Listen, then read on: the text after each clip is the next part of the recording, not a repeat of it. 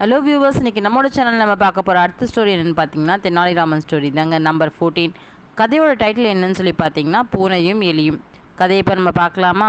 வயலில் அறுவடை காலம் முடிஞ்சு போச்சுங்க. விவசாயிகள் தானியங்கள் மூட்டையாக கட்டிட்டு வீட்டுக்கும் வந்து சேர்ந்தாங்க. அதன் பிறகு வயக்காட்டில் இருந்த எலிகளுக்கெல்லாம் அங்கே வேலையே கிடையாது. தெனாலிராமன் வீடு பார்த்தீங்கன்னா வயக்காட்டுக்கு பக்கத்துலேயே இருந்ததுனால எல்லா எலிகளும் அவரோட வீட்லேயே வந்து குடியேறிடுச்சுங்க. அதனால் அவரோட வீட்டில் எலியோட உபத்திரம் ரொம்பவே அதிகமாக போயிடுச்சு. விலையுயர்ந்த பட்டாடைகள் எல்லாம் பல்லால குதிரி குப்பையாக்கி வச்சிருச்சு எலி. எலிகளை எப்படியாச்சும் ஒழித்து கட்டணுமே, யார் யாரையும் யோசனை கேட்டார் தெனாலிராமன். அதுபடி செஞ்சும் பார்த்தாரு, எதுவுமே பயனில்லை. இதுக்கு என்ன செய்யலாம் அப்படின்னு நினச்சிட்டு அவர் கையை பிசைஞ்சு கொண்டிருந்தப்போ தான் அவருக்கு ஒரு யோசனை பழிச்சுது. முன்னாடி பார்த்தீங்கன்னா அரசன் பூனை வளர்க்க ஏற்பாடு செஞ்சது அவருக்கு ஞாபகத்துக்கு வந்தது. உடனே பூனை ஒன்று தேடி போனார் தெனாலிராமன். எதுவும் வீடு தேவைப்படுறப்ப கிடைக்காது இல்லைவா, அதே சங்கடம் தான் அவருக்கும் ஏற்பட்டுச்சு. கடைசியில் அடுத்த ஊருக்கு போய் ஒரு நல்ல பூனையாக பிடிச்சிட்டு வந்தார் தெனாலிராமன்.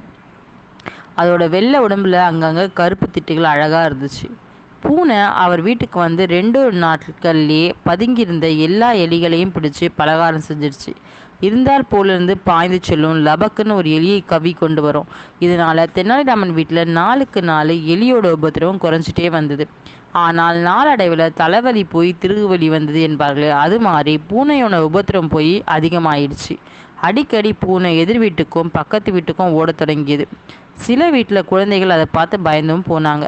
சில குழந்தைங்க அதோடு சேர்ந்து விளையாடவும் ஆரம்பிச்சிட்டாங்க. கடைசியில் யாரும் இல்லாத சமயமாக பார்த்து பக்கத்து வீட்டுக்காரர் செல்லமாக வளர்த்து வந்த கிளியோட கழுத்தை பிடிச்சு இழுத்துட்டு வந்தது அந்த பொல்லாத பூனை. கீச் கீச்சுன்னு கதறிட்டே இருந்து தலையை சாய்ச்சுது அந்த கிளி.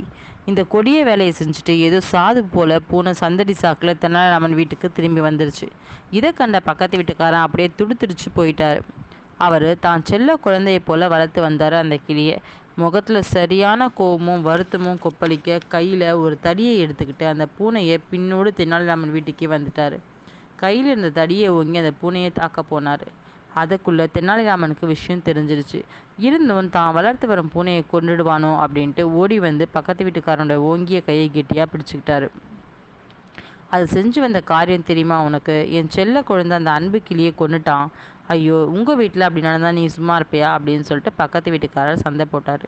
ஏதோ தெரியாதனமாக செஞ்சிருச்சு, தயவு செஞ்சு விட்டுடுங்க. அதனால் எங்கள் வீட்டு எலி உபத்திரவம் குறைஞ்சிட்டு வருது அப்படின்னு கெஞ்சி கேட்டுக்கிட்டார் தெனாலிராமன். சரிதான் போச்சு, என் செல்ல குழந்தை மாதிரி வளர்த்து வந்தேனே, என் ஆசை கிளியை கொன்னுடுச்சே அப்படின்னு சொல்லிட்டு பக்கத்து வீட்டுக்காரர் கவலைப்பட்டார். தெனாலிராமன் தலை குனிஞ்சு நின்னார். எங்கள் வீட்லேயும் எலி தான் இருக்குது, அதுக்காக பூனையாக வளர்க்குறோம், விடு ஐயா கையை அப்படின்னு சொல்லிட்டு போனார். அந்த பூனையோட மண்டையை பார்த்து கைத்தடியில் பொட்டுன்னு ஒரு போடும் போட்டார். அவ்வளவுதான், பூனைக்கு மண்டை உடஞ்சது. பாவம், ரத்தத்தை கக்கிக்கிட்டு அப்படியே அந்த பூனை வாயை பிளந்துடுச்சு. அது கண்டு துடியா துடிச்சு போனார் தெனாலிராமன். என் கிளியை அது கழுத்தை போட்ட பொழுது நானும் அப்படி தான் துடிச்சு போனேன் அப்படின்னு சொல்லிட்டு பக்கத்து வீட்டுக்காரன் தன் வீட்டுக்கு திரும்பி போயிட்டான். வேறு ஒரு பூனையை கொண்டு வந்து வளர்க்க தெனாலிராமனுக்கு மனமில்லாமல் போயிடுச்சு. அதற்குள்ள எலி உபத்திரமும் வீட்டில் குறைஞ்சிருச்சே. சில நாட்களுக்கு பிறகு பக்கத்து வீட்டுக்காரனுக்கு ஒரு பரிசு பொருள் வந்தது. பார்ப்பதற்கு அந்த பெட்டி ரொம்ப அழகாக இருந்துச்சு, ரொம்ப வெயிட்டாகவும் இருந்துச்சு. இதில் என்னதான் இருக்கும் அப்படின்னு நினச்சிக்கிட்டு அந்த பெட்டியை ஜாக்கிரதையாக தான் அறைக்கு எடுத்துச்சேன்னா ஜன்னல்கள்லாம் சாத்திட்டு அதை மெதுவாக திறந்து பார்த்தான். அவ்வளவுதான், அது உள்ளே இருந்து குபுக்குன்னு ஒரு 60-70 எலிகள் வெளியேறி 4 பக்கமும் பாஞ்சு ஓடிச்சு. அவர் கையில் பட்டதெல்லாம் எடுத்து அடிக்க தொடங்கினார். ஆனால் அங்கே விரிச்சிருந்த ரத்தன கம்பளெல்லாம் ரத்த கரையானுச்சு. அதோட வலிகளோடு அடிக்க கைத்தறி ஓங்கிய பொழுது உயிர் தொங்கியிருந்த கண்ணாடி விளக்கில் பட்டு சுக்கு நீராகி அவர் தலைமையிலேயே விழுந்து போச்சு. இன்னும் அங்கங்கே அழகு பொருளாக வைத்திருந்த கண்ணாடி சாமான்களும் கீழே விழுந்து உடைய ஆரம்பிச்சிருச்சு. இப்படி ஒரு நொடியில் அந்த வீடே யுத்த களமாக மாறிப்போச்சு. அவர் என்ன பண்ணாருன்னா, ரொம்பவே வயிற்றுச்சலோட எந்த போக்கிரி இப்படி செய்திருப்பான் அப்படின்னு சொல்லிட்டு அந்த பெட்டிக்குள்ளே கையை விட்டு தேடி பார்த்தாரு. உள்ள ஓலை ஒன்று நறுக்குன்னு கிடச்சிது. ஆவலாக எடுத்து அதை படிக்க தொடங்கினார். எழுத்துக்கள் எதுவுமே சரியாக புரியல. அப்புறமா தான் அவருக்கு தெரிஞ்சுது, ஐயா எப்படி என் வேடிக்கை, அன்னைக்கு ஒரு நாள் பூனை இல்லாமல் ஏன் எலி உபத்திரவத்தை அடக்க முடியாதான்னு கேட்டுக்கிட்டே என் பூனையை தனியால் அடித்து கொன்னீங்களே, ஞாபகம் இருக்கா? அதுக்காக தான் அதை சோதிச்சு பார்க்க தான் இந்த ஏற்பாட்டை செஞ்சேன். இந்த வேடிக்கையை நீங்கள் ரொம்பவே ரசிச்சிருப்பீங்க அப்படின்னு நம்புகிறேன். ஒரு வரி எழுதினா நலமாக இருக்கும் அப்படின்னு பொறித்திருந்தது அந்த ஓலையில்.